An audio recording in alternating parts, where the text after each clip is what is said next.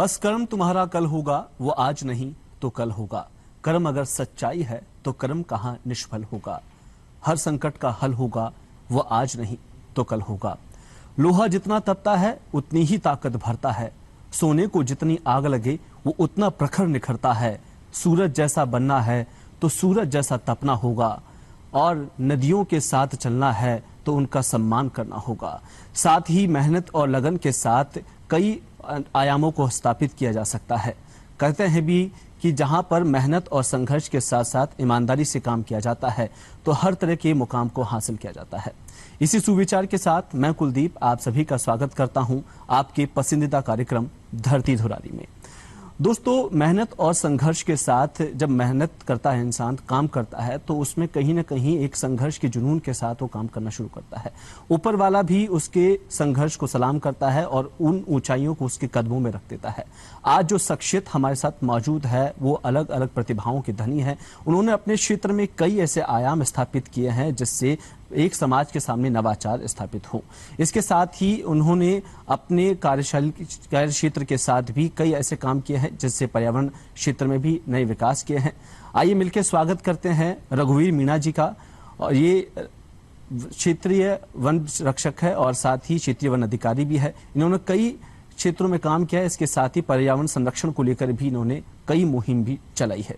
आइए मिलकर स्वागत करते हैं रघुवीर जी का। साहब, बहुत बहुत स्वागत है धरती धुरारी के इस मंच पर।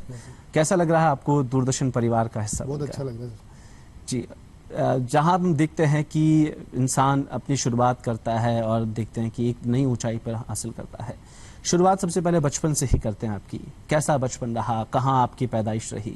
कैसे आपने शुरुआत की? सर, एक झुंझुनू, एक छोटे से गांव झांझोत में जन्म हुआ। बहुत छोटा गांव था। गांव की स्कूल होती थी और बड़ा मज़ा आता था स्कूल में, और उसमें कोई ख्वाहिश नहीं होती थी, ना कोई पाने का गम, ना कोई खोने की। बहुत अच्छा था। मतलब धनवान थे कुल मिला के। ये था कि बचपन में इतने थे, खूब खेलते थे और मज़ा आता था। घर वाले भी बहुत सपोर्ट करते थे, तो बचपन बहुत अच्छा गुजरा, पता ही नहीं लगा।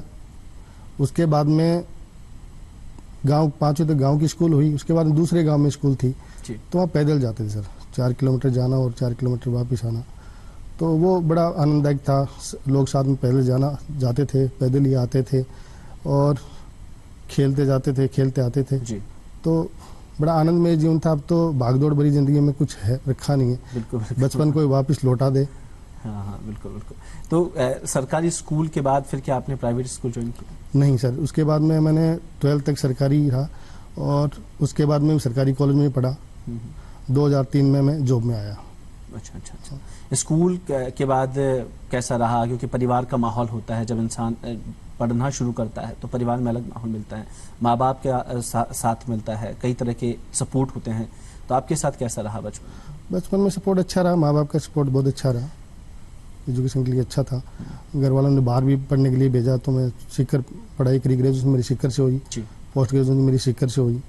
तो एक गाँव के लिए ठीक था कि सीकर पढ़ना, छोटे से गांव से सीकर पढ़ना ही बहुत बड़ी बात थी जी। उस समय 2000 के आसपास जी। बचपन के साथ साथ हम देखते हैं कि जब हम स्कूल कॉलेजेस में होते हैं तो हम कोशिश करते हैं कि नई नई चीज़ें सीखें, नई नई चीज़ें हम जो हमारे सीनियर्स हैं उनके साथ शेयर करें, कॉलेजेस में शेयर करें। कभी क्या आपने सोचा कि कैंपों को लेकर भी हम कुछ काम करें कॉलेजेस में या स्कूल में? अभी ऐसा तो कभी नहीं सोचा था। ऐसा नहीं हुआ जी। स्कूल के बाद में हम देखते हैं कि आप वर्तमान में भी जिस पोस्ट पर है, तो कैसे आपने इस क्षेत्र को चुना? सर, फॉरेस्ट में भर्ती निकली तो ज्वाइनिंग हो गया। सोचा फॉरेस्ट ठीक था, फिर उसके बाद में आरएस की तैयारी करी, आईएएस की करी, लेकिन तो कभी इंटरव्यू कभी रह गए। तो ठीक है फॉरेस्ट। जी। फॉरेस्ट में आप आए, इसमें आपका सिलेक्शन हुआ। किस तरीके की ट्रेनिंग रही आपके इस दौरान में? ट्रेनिंग सर 9 महीने की होती थी अलवर में, तो बहुत अच्छी ट्रेनिंग थी जी। नई नई चीज़ सीखने को मिली। फॉरेस्ट में आके वन्य जीवों के प्रति सोचने का, उनके प्रति जानने का मौका मिला। नहीं तो अनभिज्ञ थे कि भी पर्यावरण की रक्षा कैसे करेंगे, वन्य जीवों की रक्षा कैसे करेंगे, ये डिपार्टमेंट में आने बाद में पता लगा। जी। अब कैसे करते हैं अभी वर्तमान में अगर हम बात करें? अभी सर मैं वन्य जीवों की सुरक्षा, अभी जैसे मैं जू में लगा हूँ, तो जू एक अलग क्राइटेरिया है सर जी, कि हम कैप्चर एनिमल पे काम कर रहे हैं अभी। जी। तो उनके लिए उनका भोजन है, उनकी रख रखाव है, उनकी मेडिसिन है, उन पे काम करते हैं। ओपन एरिया में होते हैं तो अलग तरीके के टास्क होते हैं सर। ओपन एरिया में टास्क ये होता है कि सर कभी शिकार नहीं हो जाए, तो शिकार पे भी काम करना होता है, जी। या कोई पोचर्स है उनको पकड़ना होता है। जैसे आमिर में रेंजर था पहले, तो हमने बहुत सारे पोचर्स को पकड़ा और उनको जेल भी भिजवाया। जी। जैसे हम जू को देखते हैं, मोस्टली देखते हैं कि जू में जब देखते हैं तो काफ़ी मुश्किल होता है, क्योंकि छोटा सा पिंजरा होता है, और जब बड़े जो जानवर होते हैं उनके रख रखाव को लेकर किस तरीके से ध्यान रखा, उनके खान पान का किस तरीके की व्यवस्था होती है? खान पान सर सुबह से लेके एक शेड्यूल तय होता है। उसमें केयर टेकर्स होते हैं, फॉरेस्ट होते हैं, रेंज अफसर हैं, गार्ड्स हैं, सब लगे रहते हैं। मीट एक जो उनका फीड आता है उसको चेकिंग करते हैं, उसको चेक करने उनकी साफ़ सफाई होती है और प्रॉपर उनको ढंग से डाला जाता है। दवाइयों पर ध्यान रखा जाता है, पूरा उन पर फोकस सुबह से लेकर शाम तक उन्हीं पर फोकस रहता है। बड़े जो जानवर है जिससे हम टाइगर्स देखते हैं, मोस्टली जंगलों में घूमते हुए देखते हैं, तो इनको किस तरीके से हैंडल किया जाता है एक जू के अंदर? जू के अंदर केज होता है, केज में रखा जाता है। फिर केयर टेकर होते हैं जो बाहर एक ओपन एरिया होता है जिसको कराल बोलते हैं हम लोग अपनी भाषा में, तो उसमें छोड़ देते हैं, डिस्प्ले करने होता है जब।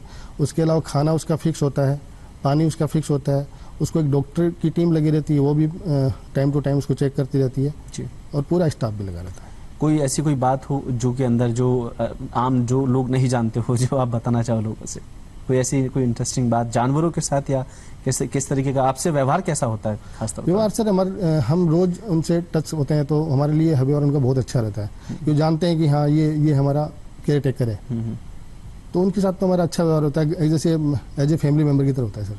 जी जी जी जी। तो आपके साथ भी कभी हुआ है कि आपने टाइगर को वहाँ से हाथ लगाया हो, उसको फूडिंग किया हो? रोज का काम है सर। अच्छा अच्छा अच्छा अच्छा। कभी डर नहीं लगा इन सब चीज़ों नहीं, से? कभी डर लगा, सब केज में रहता, डर नहीं लगता। अच्छा अच्छा अच्छा अच्छा अच्छा। हम देखते हैं कि बाहर के जो जानवर है, बाहर का जो परिवेश है, हम देखते हैं जंगल सफारियाँ जो हम देखते हैं कई तरह की, उनमें और जू के जो जानवर है उनमें कितना डिफरेंस आप मानते हैं कि? इनमें बहुत डिफरेंस है। वो अपन कैप्टिविटी में एनिमल है, एक ओपन एरिया में एनिमल है, दोनों में बहुत फर्क है सर। आप जू में जाते हैं तो अपने कुछ बच्चे हैं वो सीखने के लिए जाते हैं, तो पूरा केज है उसमें बना, उसमें देख सकते हैं। बाहर थोड़ा घूमना सफारी टाइम तो ठीक है, उसके अलावा तो रिस्की है पूरा गेम। जी। आप किस तरीके से उनको साथ व्यवहार करते हैं? क्योंकि जैसे हम देखते हैं कि सरिस्का का अभ्यारण्य हो, रणथंभौर एक बड़ा नेशनल पार्क है, जयपुर में भी लेपर्ड सफारी है, उन पर किस तरीके से काम किया जाता है? क्योंकि अक्सर देखने को मिलता है कि जो जानवर देखने लोग जाते हैं मोस्टली वो बहुत फैमिलियर हो चुके हैं लोगों से भी। सर लेपर्ड सफारी का तो ऐसा है, तो वो तो एनिमल ह्यूमन बीइंग हो गया। हम इसके लिए ट्रैक्स बनाते हैं, ट्रैक्स पे जिप्सियाँ जाती है, तो सुबह और शाम दो पारियों में लोगों के लिए खोलते हैं और घूमने जाते हैं। अब लोगों के अवेयरनेस पे डिपेंड करता है कि वो एनिमल्स के प्रति क्या सोचता है जी। और सोच बदली है लोगों की, लोग अच्छा सोचते हैं जी। बाहर के जो जानवर हैं हम देख रहे हैं कि लेपर्ड्स होते हैं या टाइगर्स होते हैं, उनके खान पीन की किस तरीके की व्यवस्था है? क्योंकि जब आपने एक एरिया डिवाइड कर दिया है लेपर्ड सफारी के नाम से, या फिर सरिस्का या रणथंभौर, वहाँ पर उनकी फीडिंग कैसे होती है?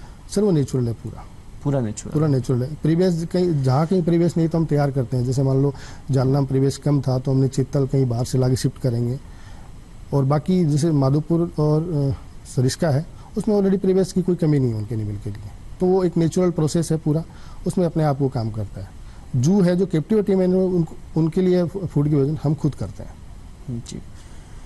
हम देख रहे हैं कि जो फूडिंग के दौरान हम देखते हैं कि कोई ऐसी कभी घटना हुई हो, आप आमेर में रहे हैं, आप जयपुर जू में रहे हैं, आप लेपर्ड सफारी, कोई ऐसी कोई घटना आपके साथ रही?